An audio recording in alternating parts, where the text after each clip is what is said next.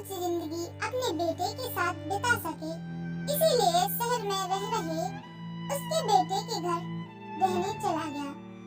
बेटा एक शहर के छोटे मकान में रहता था। मकान तो उसका छोटा था, लेकिन उसके अंदर जो चीजें थी वह महंगी थी। उस मकान में बेटा, उसकी पत्नी और उनका एक 5 साल का बच्चा, यह छोटा सा परिवार साथ मिलकर रहता था।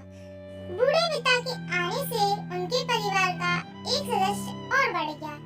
यह पूरा परिवार रोज सुबह शाम डाइनिंग टेबल पर साथ में खाना खाया करता। बूढ़ा पिता अपनी कमजोरी के चलते हमेशा खाने की चीजें नीचे गिराता और कई बार कांच के बर्तन भी टूट जाया करते थे। कुछ दिनों तक तो बहू और बेटे ने यह सब सहन किया, लेकिन बाद में वे दोनों बूढ़े की ऐसी हरकतों से चिढ़ने लगे। एक दिन बेटे ने कहा कि ऐसा कब तक चलेगा, हमें कुछ तो करना पड़ेगा। उसकी पत्नी भी इस बात से सहमत हुई। अगले दिन बेटा कहीं से एक पुराना मेज लेकर आया और घर के एक कोने में उसे लगा दिया और अपने पिताजी से कहा कि आप यहीं पर बैठकर खाना खा लीजिएगा।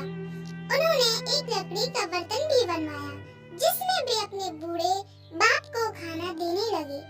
अपने कांच के कीमती बर्तन बचाने के लिए अपने बूढ़े बाप को लकड़ी का बर्तन देने में उन्हें जरा भी शर्म नहीं आई। अब खाना खाने का समय जब जब होता तो बूढ़ा बाप एक कोने में बैठकर खाता और बाकी का परिवार डाइनिंग टेबल पर खाना खाया करता। डाइनिंग टेबल पर बैठे बैठे दोनों पति पत्नी कभी कभी अपने बूढ़े बाप की तरफ देख लिया करते। बूढ़े बाप की आंखों में उन्हें आंसू भी नजर आते, मगर अन पर जैसे कोई असर ही नहीं होता।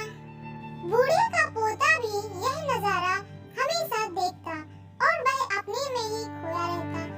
एक दिन जब पति पत्नी डाइनिंग टेबल पर बैठकर खाना खा रहे थे, तब उनका बच्चा जमीन पर बैठकर कुछ कर रहा था।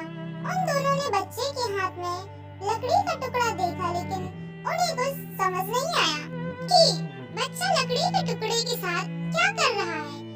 जब बच्चे के पिता ने उसे पूछा कि बेटा आओ खाना खा लो, तुम नीचे बैठकर क्या कर रहे हो, तब बच्चे ने भोलेपन से कहा, अरे मम्मी पापा, मैं आप दोनों के लिए लकड़ी का बर्तन बना रहा हूँ, ताकि आप लोगों को जब आप बूढ़े हो जाओ तो दिन में खाना दे सकूं।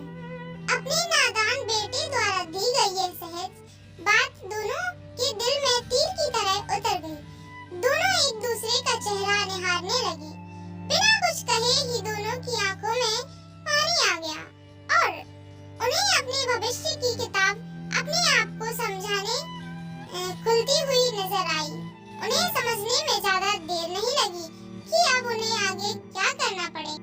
अगले दिन कमरे के कोने से वह पुराना मेज हट गया और अब बूढ़ा पिता और बाकी का परिवार साथ में मिलकर फिर से खाना खाने लगे।